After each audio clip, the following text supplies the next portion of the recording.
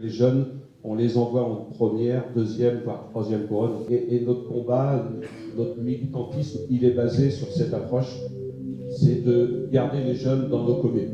Si on veut raisonnablement réduire les coûts liés au foncier, qu'on veut raisonnablement trouver un produit adapté aux besoins du jeune couple, terrain plus maison, il faut des parcelles qui vont varier de 150 mètres carrés pour des seniors jusqu'à 300 mètres carrés pour les familles avec 2 enfants.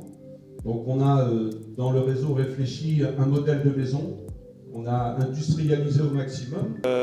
Troisième révolution industrielle, changement des pratiques, changement d'habitude, de façon de faire pour répondre à une demande qui n'est plus la même qu'il y a quelques années. Et donc ça demande une adaptation de l'ensemble des acteurs du secteur. Voilà en gros ce que j'ai retenu, le travail collaboratif. Eh bien, je trouve toujours intéressant d'avoir une approche innovante de l'aménagement, et c'est vrai que ça va dans le sens des attentes des acquéreurs, des attentes des élus, des aménageurs aussi, trouver l'innovation pour essayer d'amener autre chose et de ne pas faire de l'aménagement comme on pouvait le faire, comme on l'a fait pendant des décennies. Et voilà, c'est plus forcément adapté aux attentes des clients aujourd'hui et des usagers.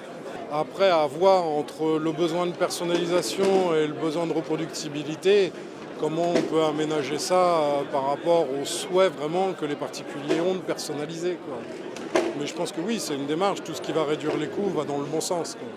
Il faut naturellement adapter tous les produits de consommation courante. L'immobilier en fait partie maintenant. Donc c'est un incontournable. Il ne faut vraiment pas rater le train qui est en marche depuis, à mon avis, 4 ou 5 ans facile dans la région. Et ça veut dire que le coût de construction, il va baisser quoi qu'il arrive. Alors, il faut être prudent. On a aussi appris que ce n'est pas le fait de fabriquer hors site qu'on fabrique moins cher, c'est le fait que l'exploitant, il va plus vite dans son exploitation, c'est le nom de le dire, et là, un hôtel, il gagne 1 an de chiffre d'affaires. Et il faut effectivement aussi adapter les constructions à cette révolution numérique, parce que finalement, maintenant, on va dire que toutes les générations sont habituées à avoir des produits très rapidement. Et donc, on a oublié aussi que l'immobilier, c'est un produit de consommation courante, maintenant. Je parle surtout pour les jeunes générations. Il faut donc aussi très vite le proposer à la vente, très vite le construire et très vite le gérer. Voilà. Donc pour moi, incontestablement, tout passe par Internet. Voilà. Et l'informatique en général. Voilà. Ce qui m'a intéressé aussi, c'est tout le côté disruptif dont il était beaucoup question, avec la nécessité de travailler en réseau, le chamboulement des artisans, et faire travailler les artisans locaux. Enfin, tout ça, ça interpelle et c'est intéressant d'en tenir compte. Le changement de paradigme, c'est de se dire, tu sais, si tu passes la même énergie à préparer que ça se passe bien, il y a des chances que ta vie elle soit un peu plus simple. Mais par contre, le changement de paradigme, il passe aussi par le fait d'aller inventer des nouveaux modes de reconnaissance. De se dire, de valoriser le fait que cette démarche-là soit vertueuse. Et dans l'exemple que j'ai montré tout à l'heure sur un collège, j'ai passé beaucoup de temps à faire visiter à des gens qui se demandaient ce que j'étais en train de faire, et de leur dire, regardez, vous savez, tout ce que vous voyez là, c'est tous ces gars-là qui l'ont inventé. C'est pas moi. C'est pas mon résultat à moi, ou c'est pas mon choix. Et si ça marche, et si c'est aussi simple, et si les gens ils sont pas en train de bavarder dans tous les sens, c'est juste parce qu'ils sont contents de faire ce qu'ils font, qu'ils y trouvent du sens, et en plus ils y mettent leur intelligence. Moi je parlais d'ubérisation il y a déjà quelques années, parce que l'exemple de Uber était assez surprenant et un des premiers. Après il y a eu Airbnb, après il y en a eu plein d'autres. Donc en rencontrant des lean managers comme Xavier Jaffray, on s'est aperçu que le bâtiment, il nous avait laissé tranquille, mais que ça allait nous arriver, quoi. Et la disruption, ça y est, elle est là, mais on ne doit pas la subir.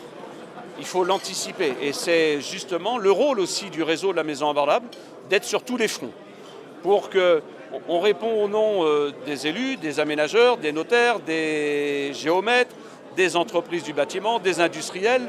On est là pour faire en sorte que ce petit monde continue à fabriquer des maisons pour des jeunes et des moins jeunes. Et que ça ne soit pas Dassault, Ikea, Peugeot, Auchan, Google qui viennent faire les maisons de nos enfants ou de nos parents. Alors c'est un petit clin d'œil parce que de toute façon ils viennent quand même, quoi qu'il arrive. Ikea est là, Google il sait déjà faire, etc. Mais il y a eu une accélération. Là, il y a des gens qui sont partis en échappée. nous on est en danseuse, on est derrière et on colle à la roue. Et il est hors de question que justement la plus grande entreprise du bâtiment de France, qu'est le bâtiment, se laisse distancer par ces gros opérateurs qui ont le droit de s'exprimer, mais on ne lâchera pas le morceau. C'est plutôt un warning, un petit cri d'alarme pour leur dire attention, là vous n'êtes plus les seuls au monde. Là, il faut regarder ce qui se passe autour de vous si vous voulez persister, si vous voulez continuer à vivre et résister au marché.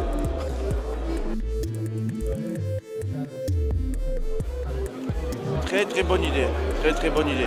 Alors, certains clients le font déjà dans la famille, puisque certaines communautés, c'est habituel chez eux, mais là c'est vrai que c'est simple, c'est pas mal, c'est une bonne idée, très bonne idée.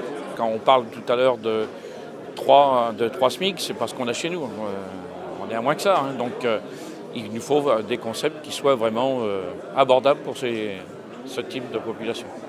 Si chacun fait un effort, en prenant un peu d'argent dans sa poche et le met à la disposition justement de ce jeune couple qui doit, lui, devenir acquéreur, eh bien on arrive à faire ce que les jeunes appellent le love money.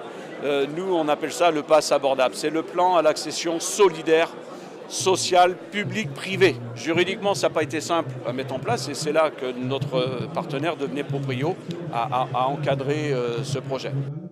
Mais c'est pour moi la valeur de demain et dans son Les élus ont besoin d'être accompagnés, je pense. Et c'est une formule qui peut être intéressante et là encore qui amène une nouvelle opportunité qui sort un petit peu des principes habituels qu'on a l'habitude de voir pour l'accession au logement. Et voilà, en ce sens, je pense que c'est une bonne opportunité. Comme je dirais beaucoup d'aménageurs et de promoteurs, de toute façon, aujourd'hui, la priorité pour, on va dire, les jeunes, et peut-être aussi les moins jeunes, c'est d'avoir un produit adapté en termes de financement. Les entreprises ont encore des choses à dire, il faut simplement leur expliquer comment ça va jouer, comment ça va s'organiser et on va les aider aussi à mieux s'organiser pour continuer à faire du résultat.